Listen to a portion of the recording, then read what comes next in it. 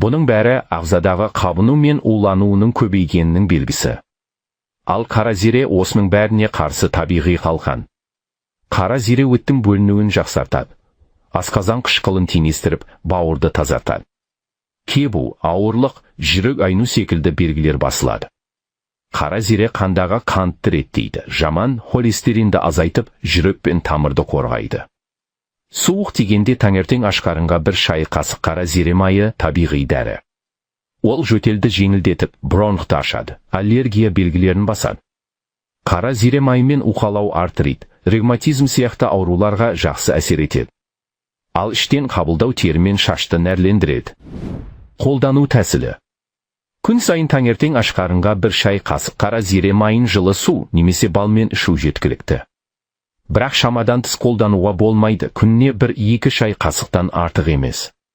Жүкті әйелдер мен